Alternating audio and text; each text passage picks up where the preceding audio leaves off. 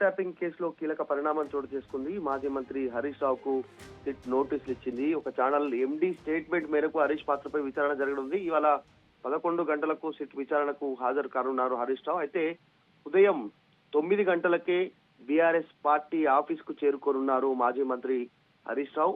ఇప్పటికే బీఆర్ఎస్ పార్టీకి సంబంధించిన నాయకులంతా భారీగా ఆయనకు మద్దతుగా ట్వీట్ చేస్తా ఉన్నారు. ఆయనకు మద్దతుగా పత్రికా ప్రకటనను రిలీజ్ చేశారు. కావాలనే సిట్ నోటీసులు ఇచ్చి వేధించే ప్రయత్నం చేస్తా ఉంది అంటూ రాష్ట్ర ప్రభుత్వ తీరుపైన ఆగ్రహం వ్యక్తం చేస్తా ఉన్నారు. కేటీఆర్ ట్వీట్ చేశారు. కేటీఆర్ కూడా కావాలనే వేధింపులకు గురి చేస్తుంది రాష్ట్ర ప్రభుత్వము అనేటువంటి స్టేట్మెంట్ చేశారు. అయితే ఎగ్జాక్ట్లీ 9 గంటలకు హరీష్ రావు బీఆర్ఎస్ పార్టీ ఆఫీస్కి వస్తారు. తర్వాత 11 గంటలకు ఆయన జూబ్లీస్ లో ఉన్నటువంటి పోలీస్ స్టేషన్ కి వెళ్ళి అక్కడ సిట్ విచారణకు హాజరవడానికి ఆయన అక్కడికి వెళ్తా ఉన్నారు. సో మొత్తానికి ప్రతిరోజు కావాలనే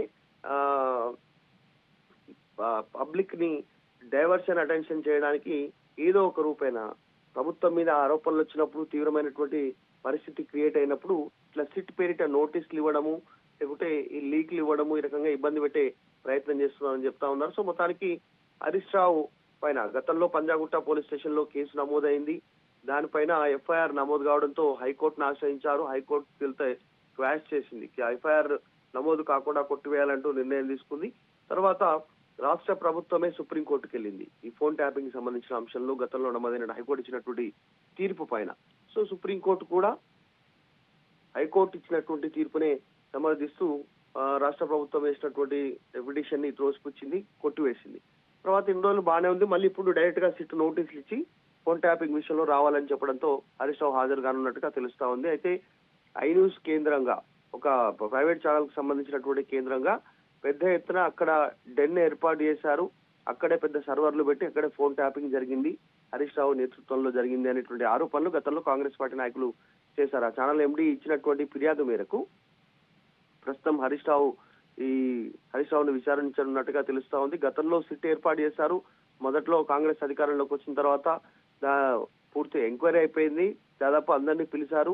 వారి వాంగ్మూలం రికార్డ్ చేసుకున్నారు. ఆడియో, వీడియో రూపంలో వారికి నోటీసులు ఇచ్చిన తర్వాత మళ్ళీ ఏం జరిగిందో తెలియదు. మళ్ళీ ఇప్పుడు ప్రత్యేక సిట్, మళ్ళీ ఒక సిట్ ఏర్పాటు చేశారు. 9 మంది కీలక ఐపీఎస్ అధికారులకు సంబంధించి. దానికి నేతృత్వంతో ప్రస్తుతం సజ్జనార్ వ్యవహరిస్తా ఉన్నారు.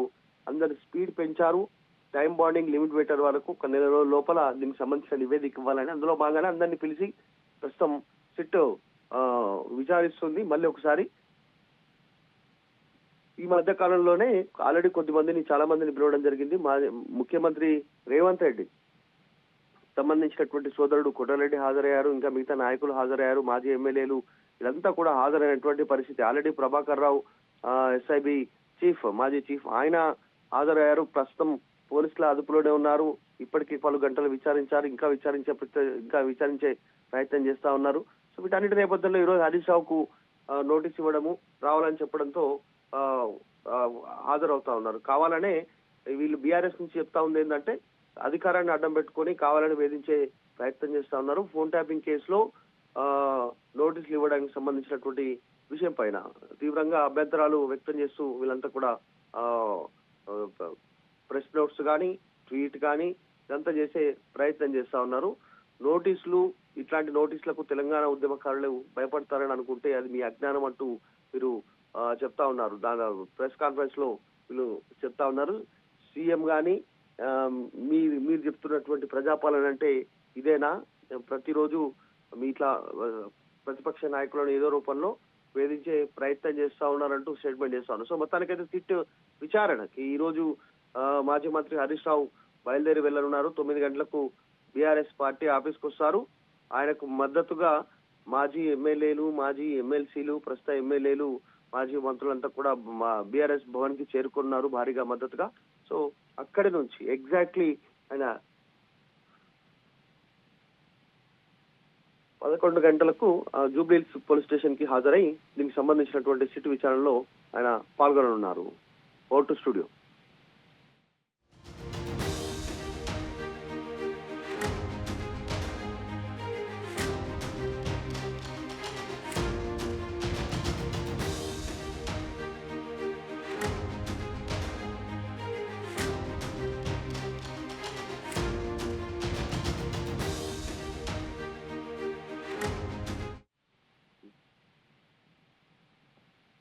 చూస్తా ఉన్నాం.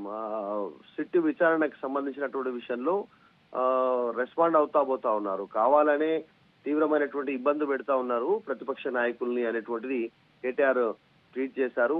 తర్వాత ఈ అంశానికి సంబంధించినటువంటి విషయంలో ఈ రోజు హాజరు కానున్న నేపథ్యంలో భారీగా నాయకులు అక్కడికి చేరుకోనున్నారు. రాజకీయ వేధింపులకు కాంగ్రెస్ పార్టీ ఏకైక ఎజెండాగా మారిపోయింది. ఫోన్ ట్యాపింగ్ కేసులో ఎలాంటి పసలేదు. అది కేవలం రాజకీయ కక్ష సాధింపు. అది సాక్షాత్తు సుప్రీంకోర్టు చాలా స్పష్టంగా చెప్పినప్పటికీ కూడా, కేసును కొట్టివేసినప్పటికీ కూడా సుప్రీంకోర్టు ఇచ్చినటువంటి తీర్పుతోనే డ్రామా ముగిసిపోయినా మళ్ళీ హరీష్ రావుకి నోటీసులు ఇవ్వడం చూస్తుంటే రేవంత్ రెడ్డి సర్కార్ ఎంత దిగజారిందో అర్థమవుతున్నట్టు కేటీఆర్ ట్వీట్ చేశారు.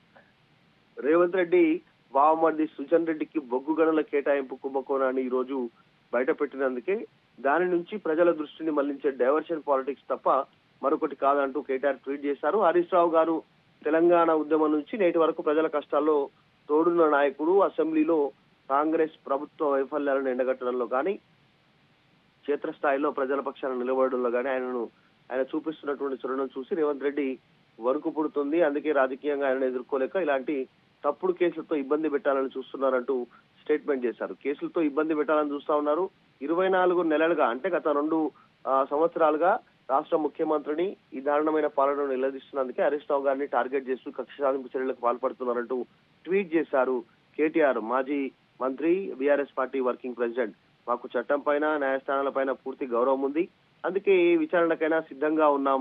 కానీ విచారణల పేరుతో నోటీసులు ప్రతిపక్ష నాయకుల గొంతు నొక్కాలని చూస్తే మాత్రం అది మీ భ్రమ మాత్రమే. మీరు ఎన్ని తప్పుడు కేసులు పెట్టినా, ఎన్ని వేధింపులకు గురి చేసినా ప్రజల పక్షాన మిమ్మల్ని వెంటాడడం ఆపేది లేదు. మీ వైఫల్యాలను ప్రజల దృష్టికి తీసుకెళ్తాము ఖచ్చితంగా అనేటువంటి స్టేట్మెంట్ అయితే హరీష్ రావు, మన మాజీ మంత్రి, వర్కింగ్ ప్రెసిడెంట్ కేటీఆర్ ట్వీట్ చేశారు. దాంతో పాటు ప్రస్తుతం మళ్ళీ హరీష్ రావు కూడా రెస్పాండ్ అయ్యారు జరుగుతున్నటువంటి దాన్ని.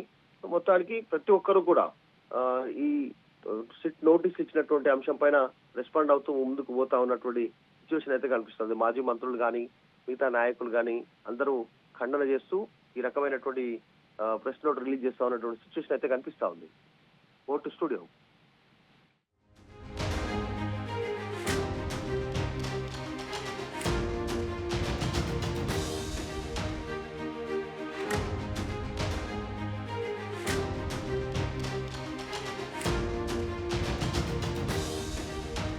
అసలైన తొలి వెలుగు.